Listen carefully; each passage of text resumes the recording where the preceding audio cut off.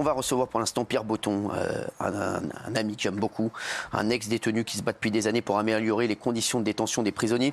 Il a fait 2 passages en prison et à la suite de son 2e passage, il n'a qu'un seul constat. Le système carcéral va très très mal. Il va nous en dire plus ce soir dans TPMP. Petit récap, il est avec nous juste après. C'est parti. Condamné 2 fois pour abus de biens sociaux, Pierre Botton a passé de nombreux jours derrière les barreaux de la prison de Fresnes et de celle de la Santé. Au total, 602 jours il y a 25 ans et l'âge 17 mois et 7 mois de semi-liberté, 24 mois. Incarcéré une première fois à la fin des années 90, puis une autre fois en 2020, il affirme qu'en seulement 20 ans, tout a changé et tient aujourd'hui à se faire entendre. L'ex-détenu explique que les prisons françaises sont aujourd'hui gangrénées par la violence où les surveillants sont dépassés et les détenus y font régner la loi.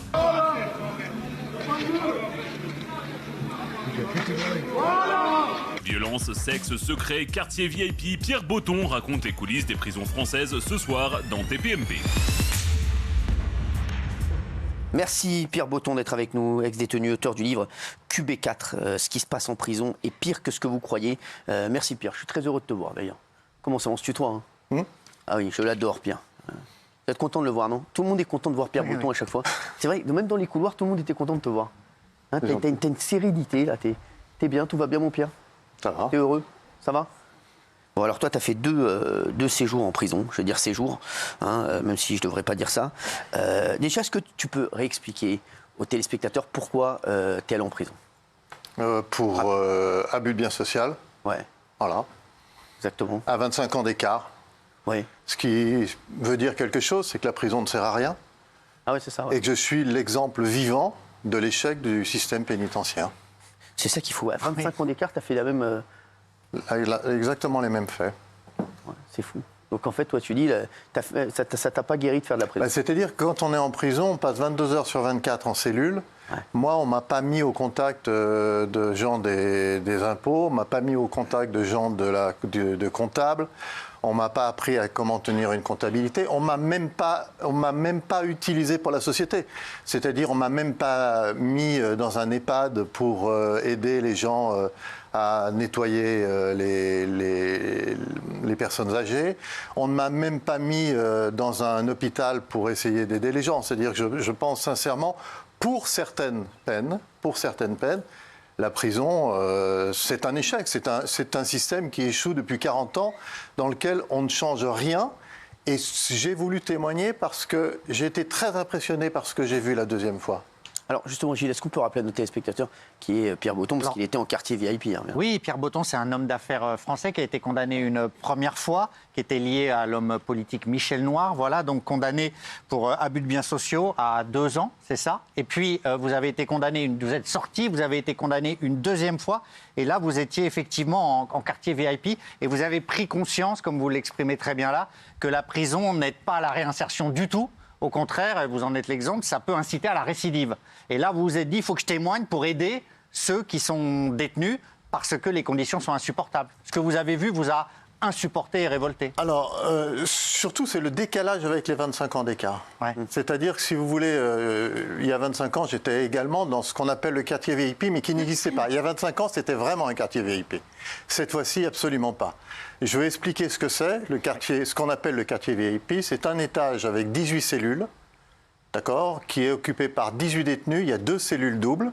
Il y a également une cellule anti-suicide. Et ce quartier est juste placé en dessous du quartier arrivant. Tout détenu qui arrive en prison reste 1 semaine dans un quartier qu'on appelle le quartier arrivant. Et je peux vous assurer que ce n'est pas du tout un quartier VIP. Je sais que vous avez reçu ici des gens qui vous ont dit l'inverse. C'est faux. J'y étais il y a 1 an. Hein.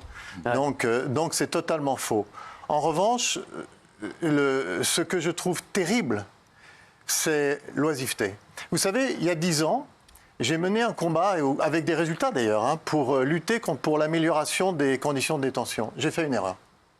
Ce n'était pas le bon combat. Ce n'était pas le bon combat. Le combat, c'est à quoi sert la prison. Ouais. Qu'est-ce qu'on fait pendant le temps de prison? Comment on occupe? Moi, j'ai 68 ans. Donc, bon. Mais les gamins, ils ont 20, 22, 23. On les enferme dans des cellules pendant 22 heures. Ils n'ont rien à faire. Imaginez-vous ça, ils n'ont rien à faire. Vous savez, si je peux me permettre de dire, j'ai vu, je ne porte pas Éric Dupond-Moretti dans mon cœur, comme tous les traîtres d'ailleurs. Un an avant d'être incarcéré, il a signé avec l'Observatoire international des prisons, qui est une association remarquable, une circulaire contre la surpopulation carcérale. Aujourd'hui, sous son ministère, il n'y a jamais eu autant de détenus. Alors je sais ce que vont dire les Français. C'est bien fait, on s'en fout, c'est des délinquants, et ainsi de suite. Ok, très bien, et je suis d'accord. Mais la sécurité des Français se joue en partie en prison. Parce que je vais vous expliquer quelque chose à vous tous. Si je vous mets dans une cellule prévue pour 2 à 4, avec 2 détenus plus forts que vous, qui vont vous dire « porte la djellaba ». Ne regarde pas cette émission parce que ce n'est pas une émission qui va avec nos valeurs. Qui vous dit « fais la prière ». Je vous mets au défi tous que vous êtes là, au bout d'1 mois et demi, de ne pas céder. Un petit peu. Et tous, vous avez des épaules, vous êtes exposés. Prenez ça sur des gamins de 23 ans, qui ont été élevés dans un milieu très défavorisé, qui depuis le début sont déscolarisés, qui depuis le début sont au contact de la drogue. C'est ça la prison. Et si les Français veulent que ça continue, je leur dis aujourd'hui, les règlements de compte à Marseille, on n'arrive plus à les arrêter. Il y a une balle perdue d'une étudiante dans sa chambre. Bien sûr. Ouais. Dans sa chambre. Ouais. Combien de temps on va accepter ça ? Combien de temps on va continuer à accepter ça ? J'étais avec des gamins qui avaient 18 ans. Ils ne savaient pratiquement pas écrire. Mais ils savaient ce que c'est une Kalachnikov. Ils savaient ce que c'est un Glock. C'est ça. Mais vous êtes bien conscient que les Français n'acceptent pas ce discours. Les Français, ils veulent que lorsqu'il y a une sanction, la personne l'exécute en prison. Je veux dire, on a malheureusement une société qui est extrêmement violente. Il y a ce dont vous parlez, des faits divers, la situation à Marseille. Il y a aussi de la délinquance en col blanc. Vous en avez malheureusement été victime. Mais les Français, ils n'acceptent pas qu'à un moment donné, il y ait une justice réparatrice. Je sais à quoi vous faites allusion.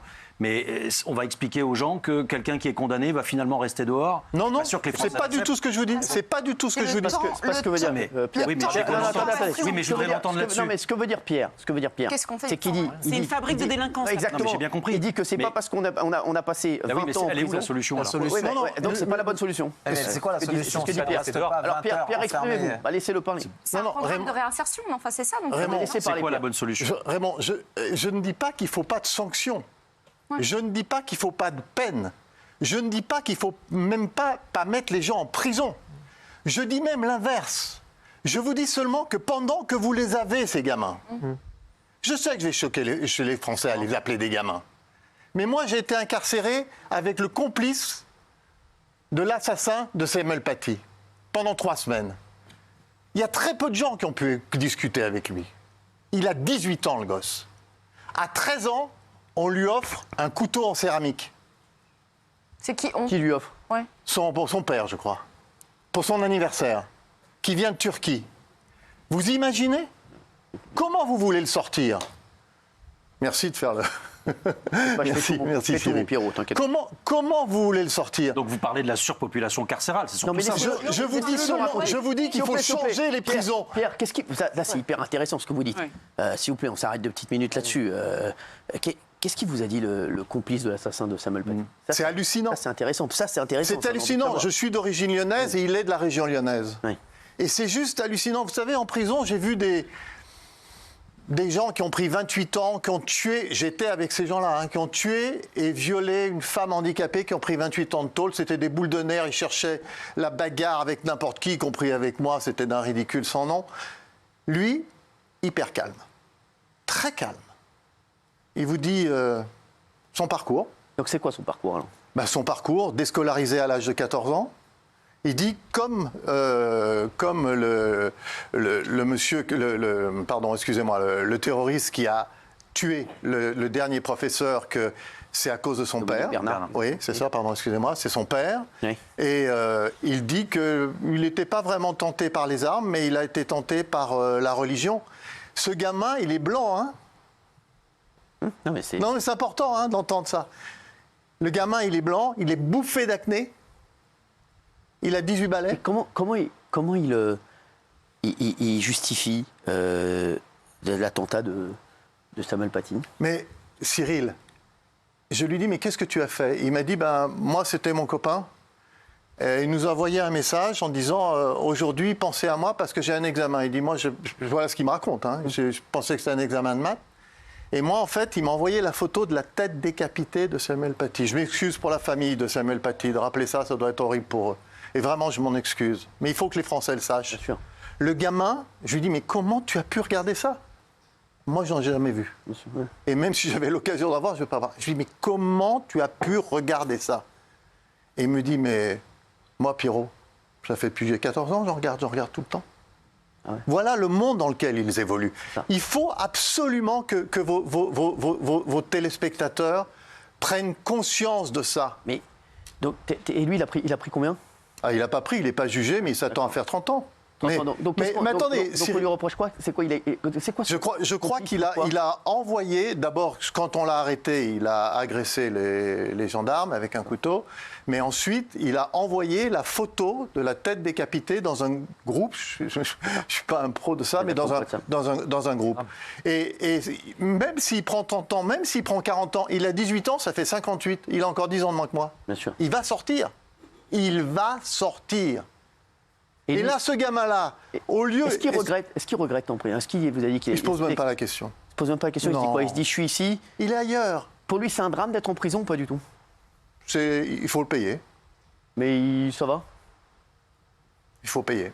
Voilà. Vous nous avez parlé juste avant, vous avez donné l'exemple de deux personnes avec qui vous étiez incarcérés aussi, qui avaient violé une personne handicapée. Ces personnes-là, elles disent quoi? Elles regrettent, elles sont dans le regret, elles disent pas du tout? Non. Elles disent quoi? Non, alors là, je vais être très très sévère. Hein. Et je vais être très sévère et je vais choquer beaucoup de gens. Peut-être Gilles. Pour moi, en prison, il y a des gens qui sont irrécupérables. Non, bah, mais vraiment, je le dis. J'ai rencontré des gens. Voilà, je sais que c'est pas bien hein, par rapport à, moi, je connais plein d'amis. À l'humanité. Moi, j'ai des potes qui ont fait de la prison pendant très longtemps, même 18 ans, des grosses peines, 20 ans, 22 ans, et qui aujourd'hui sont vraiment dans la réinsertion, qui sont sortis depuis des années, qui sont repassés à autre chose. Mais Pierre, quand tu dis ces deux-là pour toi, ils étaient irrécupérables, ils sont irrécupérables? Parce que c'est des détenus que le système pénitentiaire se balade de prison en prison. Partout où ils sont, dès qu'ils sont en cellule, on ouvre la cellule, ils agressent les surveillants, ils agressent en cours de promenade. Ah oui. Voilà, voilà. C'est intéressant. Non mais, s'il vous plaît, merci. Oui. Donc eux, ils vous ont agressé, vous? Il a essayé, oui. Il a essayé de me racketter. Et voilà. Bon, malheureusement, je suis un vieux bonhomme et voilà, j'ai un petit peu de caractère, même en prison, et j'ai pas voulu. Et j'étais au service médical, et il y a le médecin qui me dit Monsieur Botton, faites attention, parce que cette personne-là, on l'a trouvée avec des lames de rasoir dans sa chaussette. Donc faites attention à vous. Et alors, il s'est passé quoi? Voilà.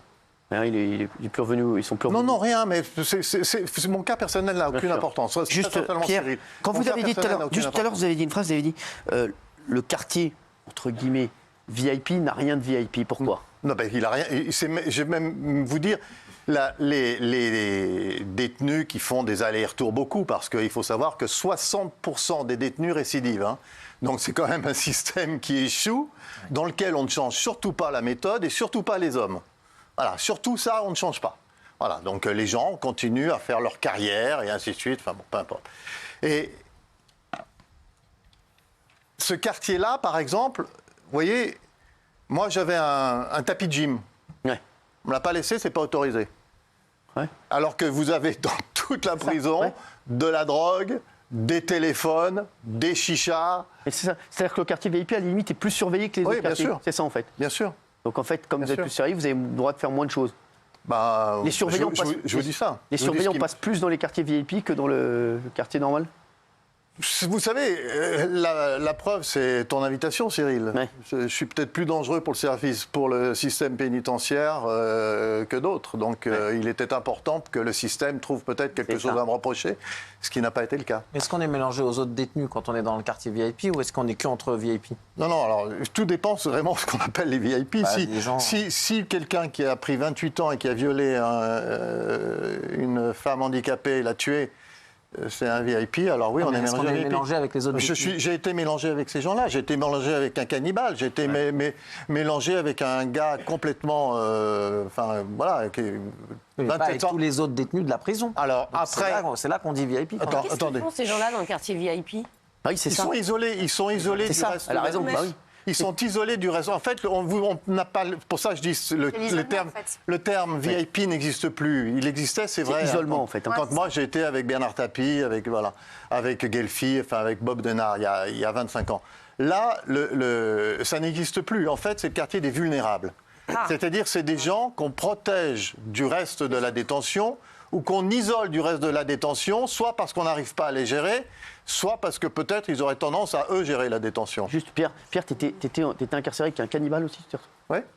Ouais. T'étais tout seul avec lui dans la cellule, Ah non, moi j'étais seul dans la cellule, lui il était tout seul, oui, mais bien sûr, oui, mais avec un gars qui a violé 2 femmes et qui les a massacrées à coups de casque pour pas qu'elles puissent le reconnaître. Mais justement, Pierre, parce que c'est intéressant ton témoignage, parce que c'est d'accord, toi, ton cas, c'est vrai que tu dis, voilà, moi, mon cas, j'ai pas envie qu'on en parle, mais justement, tu as pu parler avec ces détenus. Qu'est-ce qu'il te disait, par exemple, le cannibale? Est-ce que tu as pu parler avec lui? Il y a une phrase où je ne suis pas représentatif pour une fois des détenus, c'est que la prison est remplie d'innocents, ce qui n'est pas mon cas.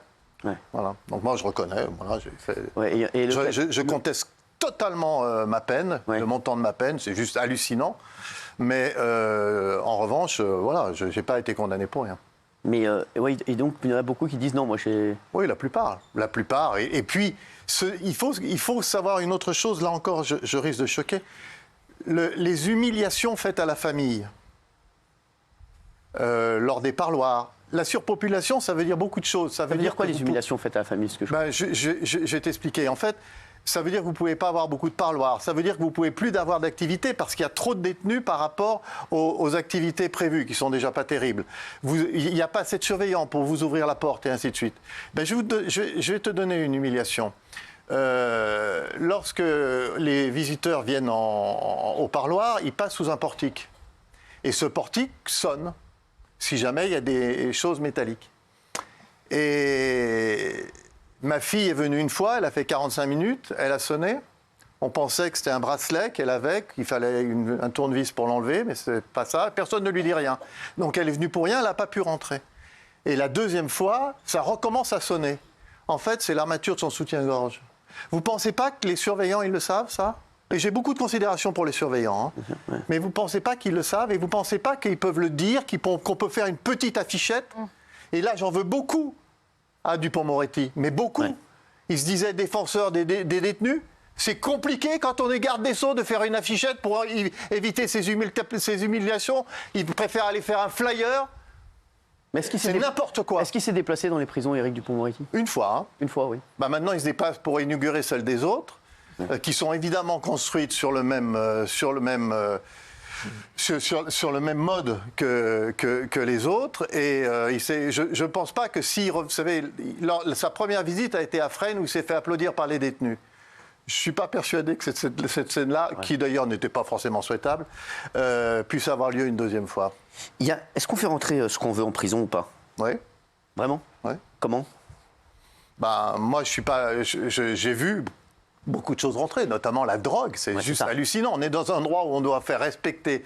Vous savez, je compare beaucoup la prison à l'administration pénitentiaire à l'éducation nationale.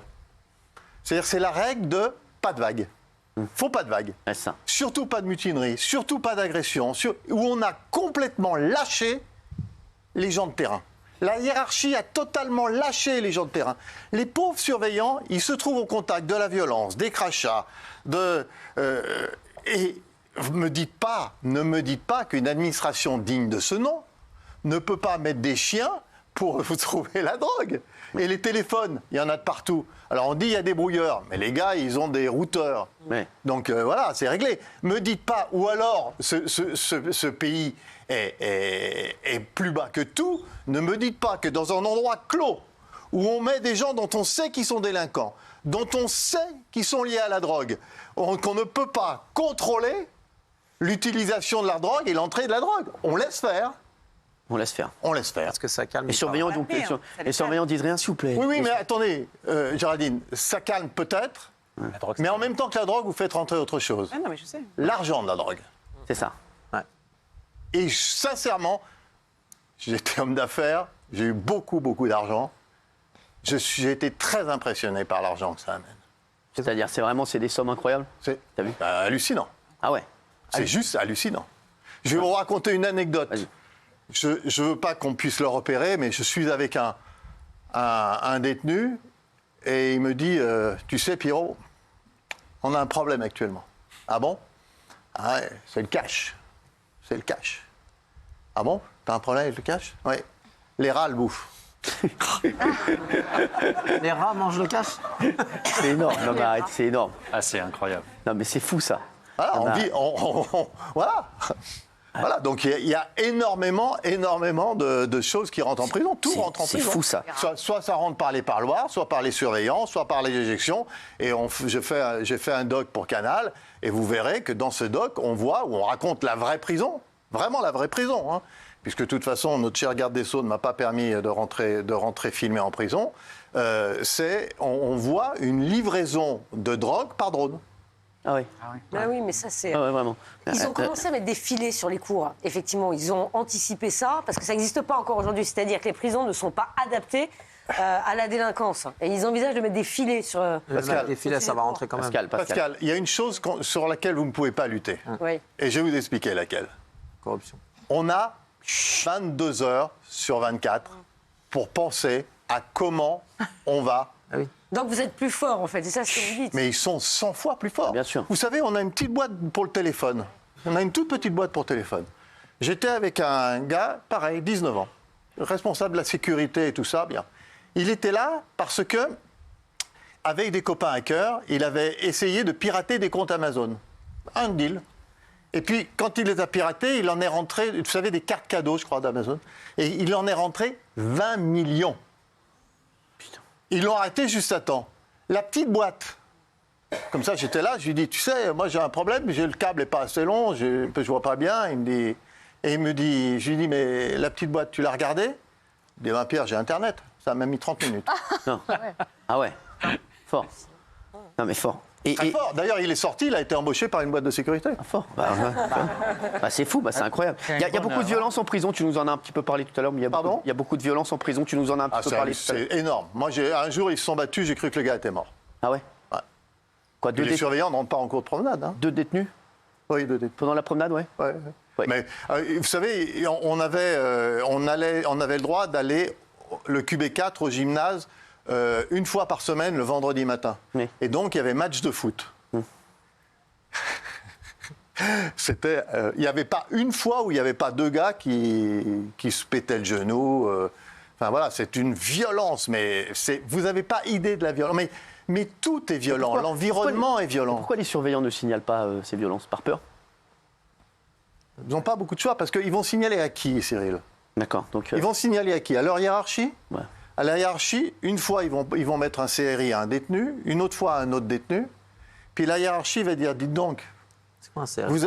C'est quoi un CRI? Pardon, un compte-rendu d'incident, excuse-moi Raymond. D'accord. Un compte-rendu d'incident. Et donc, la hiérarchie, la fameuse hiérarchie, va lui dire, vous mettez beaucoup de CRI quand même, hein, qu'est-ce qui se passe? Vous êtes sûr que c'est pas vous? Ouais, ah ouais.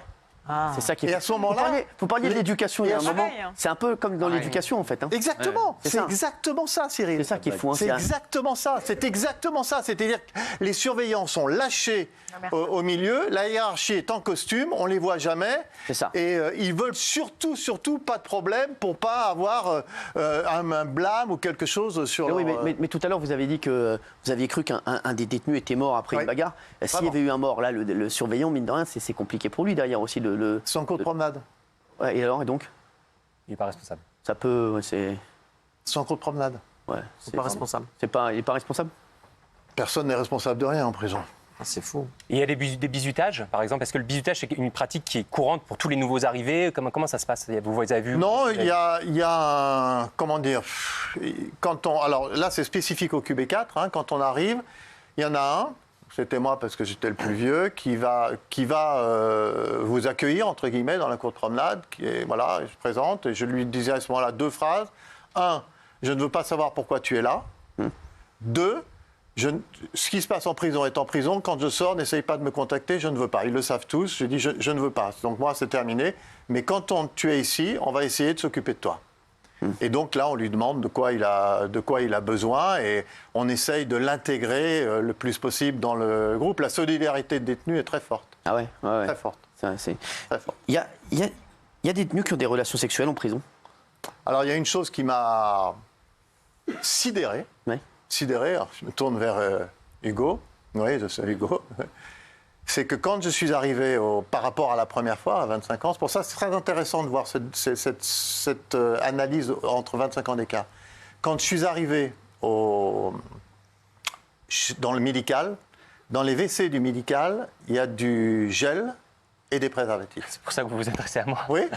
D'accord. Tu es homosexuel, tu t'en... Oui, bien sûr, mais voilà. c'est marrant de... Oui, ok. Bah oui, Ouais. donc voilà. Ouais, ouais. Donc, Oui, bon, il n'y Non, mais a pas que lui. C'est pas grave, c'est pas grave. Pierre, moi Non, aussi. excuse-moi. T'aurais pu penser à moi aussi. c'est pas grave, T'aurais pu mais penser à Ah, Jacques. parce que c'est entre hommes, là. Ouais, C'est la prison avec... Voilà, c'est Ouais, ça. ouais. Non, Est-ce j'ai été... Est-ce qu'il y a des relations non Excuse-moi, consenties? Non, il n'y a pas de problème. Est-ce qu'il y a des viols? Bien sûr. Beaucoup? Parce qu'on dit que ça fait partie des bizutages, justement. Non, je ne crois pas à ça. Non, ce qu'il y a, c'est que quand on est faible en prison, on est faible. Donc le plus faible en prison, il se fait prendre. J'espère que je ne t'ai pas blessé parce que je ne voudrais pas. Ne vous inquiétez pas. Ok. Il n'y a pas de Non, problème. mais- Pierre, donc il y a beaucoup de détenus qui ont des relations, mais il y a des relations amoureuses ou pas? Parce que c'est ça qu'on veut savoir aussi. Est-ce que c'est que des relations consenties? Est-ce qu'il y a des histoires d'amour? Il va y Oui. avoir. Ouais, c'est ça Non. qui est. Oui, Oui. bien sûr. Mais, Comme dans la vie, non, c'est un attends, c'est un la microcosme prison, c'est aussi. pas comme dans la vie. Tu marches pas main dans la main avec ils sont Non. pas. Mais non, mais c'est pas ça qu'on veut dire. C'est un milieu homophobe quand même. En prison, il y a quand même Oui. une homophobie Tout à fait vrai. latente. Tout Il y a à une fait. Qui m'a homophobie beaucoup surpris d'ailleurs. Ah ouais, vraiment? Ah bon? Ouais. Ah ouais, ouais. Ça me semble assez évident, non? Pourquoi Non, Parce que Pourquoi ça semble c'est évident un endroit où tous les hommes sont mélangés, il y a une sorte de masculinité aussi un peu toxique. Ouais. Le stéréotype Ça veut rien qu'on peut dire, faire hein. du prisonnier, c'est quand même pas, faible, un peu c'est quand même pas le pro-LGBT. Hein. Il y a quand même, je pense que c'est quand même une réalité où en prison, il y a quand même. Oui, mais non, Certaines violences. pourquoi ça m'a surpris, Hugo? Parce que je pense que c'est un milieu dans lequel on est tous très tolérants envers ce que nous avons fait. Hein. Donc, Ah, c'est ça. entre- C'est pour ça que c'est surprenant. C'est pour ça que je trouve que c'est surprenant, parce que normalement, il y a une très grande tolérance entre les détenus, puisque regarde, c'est ce que disait Pierre. À chaque fois qu'il y a un mec qui arrive, on lui dit on veut pas savoir pourquoi tu es là, mais on va t'aider. Donc, mine de rien, c'est vrai que dans la tolérance, Mais c'est je trouve vrai que que c'est étonnant de voir de l'homophobie en C'est fait. vrai que c'est un. J'ai été très surpris ça également. Je pense par exemple qu'il y aurait énormément de choses à faire pour les femmes. La façon dans laquelle j'entendais parler des femmes. Waouh. C'est-à-dire, Ah ben c'est. Voilà, enfin bon. ouais, c'est- Non, ouais. franchement, je pense que il y aurait vraiment un vrai travail de fond à faire. Et on peut sur, exercer sa religion en prison ou pas? Pardon? On peut exercer sa religion en prison? Oui, moi je suis d'origine je suis catholique de base et puis j'ai quitté. Et comme là-dessus, je suis comme beaucoup de détenus, je suis revenu à Dieu en prison. D'accord. De quelle manière en fait? Comment ça s'est passé, Pierre? J'ai quelqu'un qui m'a écrit de façon très très régulière. Et puis il y a un moment, il faut bien confier sa vie à quelqu'un. Enfin voilà, c'est un cheminement très personnel. Je suis encore très pécheur, hein, donc je veux pas. Voilà, je suis très très pécheur, mais en tout cas c'est quelque chose qui m'apporte beaucoup et qui m'aide beaucoup, y compris dans ce combat-là. Il y a Vous beaucoup de savez, détenus. je le dis, c'est pas évident hein, de Non, c'est très bien de le raconter tout ça. J'ai 68 ans, je peux plier et puis Très je bien peux de le dire. au revoir. Pardon. Et c'est très bien de le dire, Pierre. Est-ce que il y a beaucoup de gens qui pratiquent leur religion en prison? Oui, Qui prient, beaucoup. Beaucoup. qui prient, qui- Donc c'est essentiel. Vraiment, ouais, c'est Mais essentiel. la religion est essentielle. Ce qui m'est arrivé arrive à d'autres, avec Bien. d'autres religions. Mais ce qui m'est arrivé à moi arrive à d'autres. Maintenant, l'important, c'est de savoir qui va vous initier, vous guider et pour quelles raisons. C'est ça qui est important. Pour toi, tu as dit tout à l'heure qu'il y avait énormément de récidives en prison. Tu penses que c'est... On peut pas lutter contre ça? Ah si.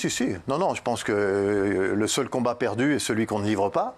Oui. Donc non, absolument pas. Je pense qu'il faut vraiment changer le système carcéral français. Je pense d'ailleurs que le président est prêt à le faire, mais je crois que malheureusement, dans notre pays, le pouvoir des politiques est très très limité, surtout quand ils ne veulent pas l'exercer. Tu peux nous rappeler combien de temps tu as passé en prison en tout 602 jours la première fois, 2 ans la deuxième. 2 ans.